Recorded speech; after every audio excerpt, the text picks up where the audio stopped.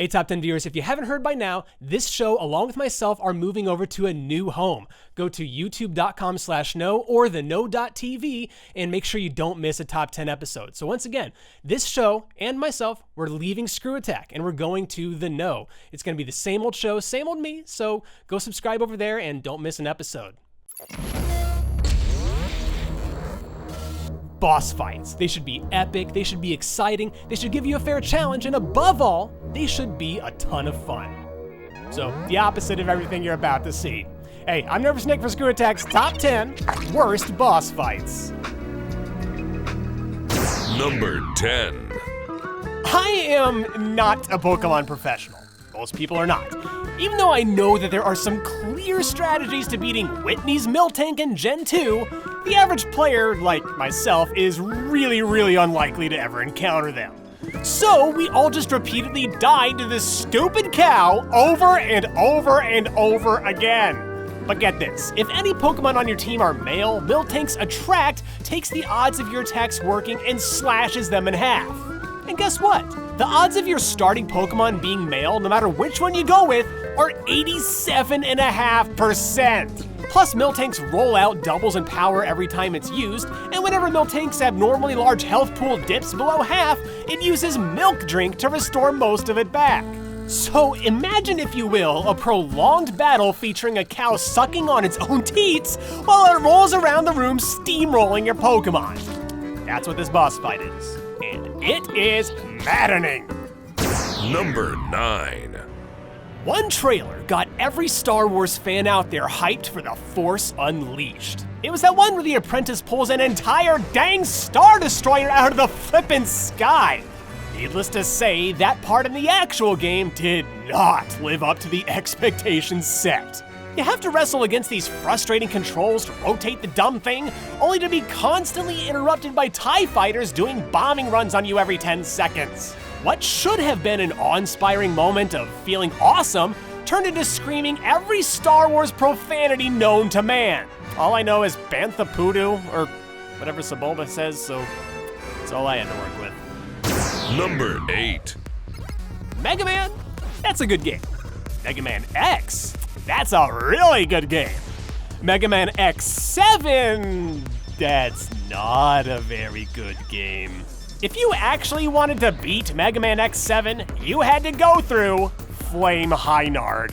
Is he too difficult? No. Is he insultingly easy? No. Is he ear-bleedingly loud? Yes, he is! Burn! Burn!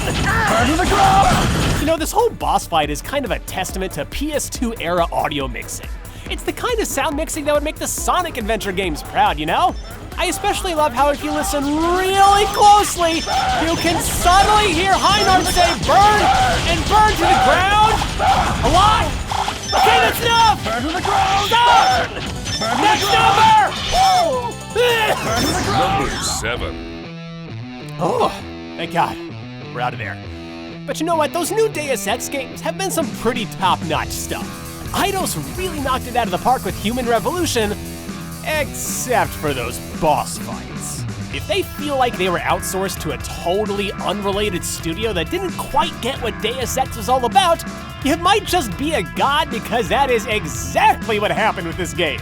While you've been spending your time building up your hacking skills and your stealth skills, none of those are gonna help you against dudes who shoot rivers of bullets and avalanches of grenades at you. It's hard to say exactly which one deserves this spot, but I don't think anybody's gonna be too upset at me for just saying all of the Human Revolution boss fights deserve this spot. Hey, we all know that Adam Jensen never asked for this, but neither did we. Number 6. People remember the Batman Arkham series for having all kinds of fan service for fans of The Dark Knight. And on top of that, fantastic gameplay, cool gadgets, and some not so great boss fights. This is the part where most people would rip the Titan Joker fight apart, and rightfully so. But if you ask me, no boss fight was as big of a waste as Deathstroke in Arkham Knight. In a game where the hand-to-hand combat was the best it had ever been, you'd think that's the kind of battle DC's greatest merc would give you. Nope.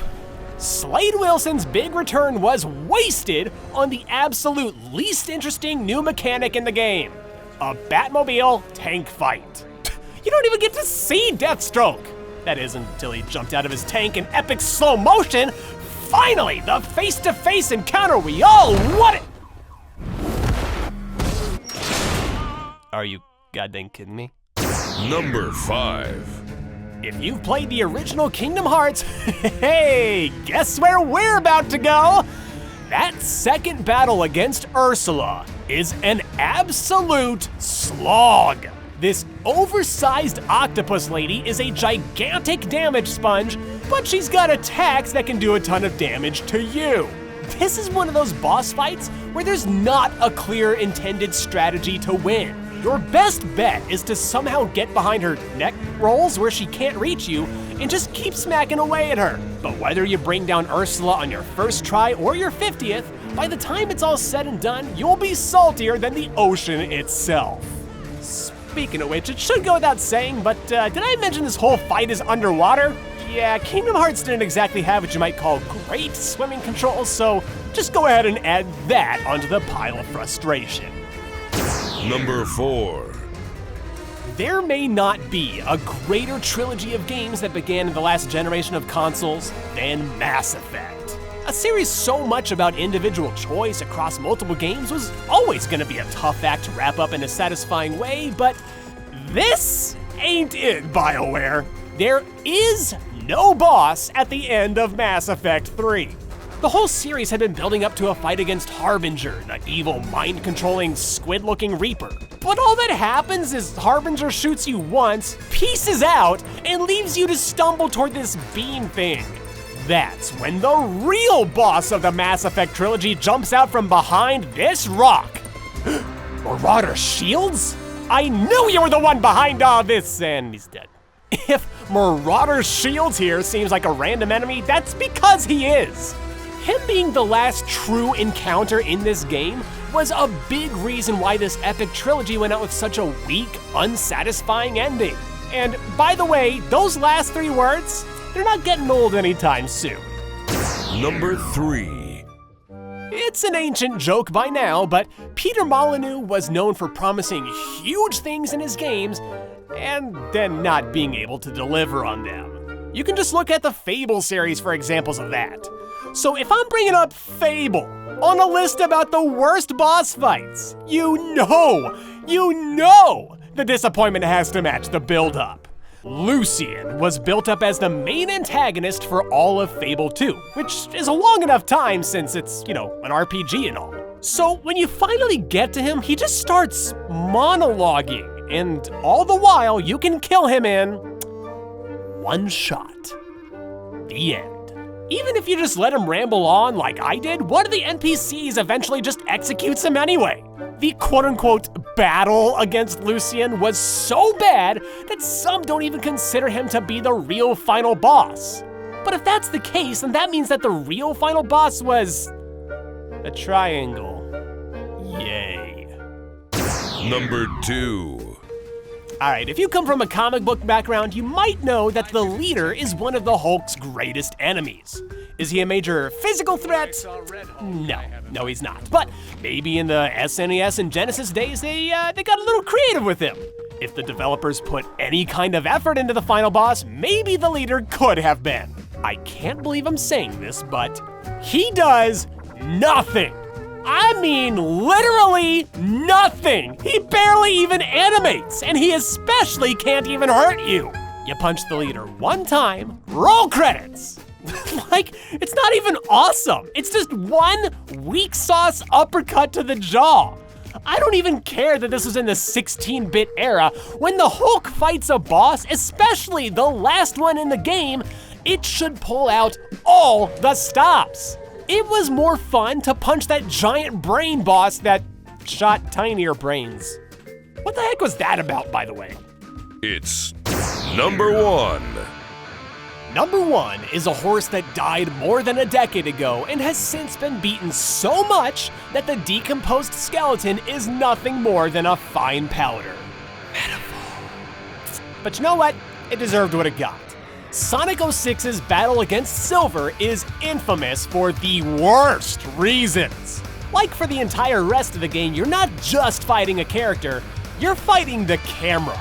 And when you're in a notoriously glitchy game against a tiny boss who can telekinetically grab you the instant he's in range, being able to see where he is that much more important.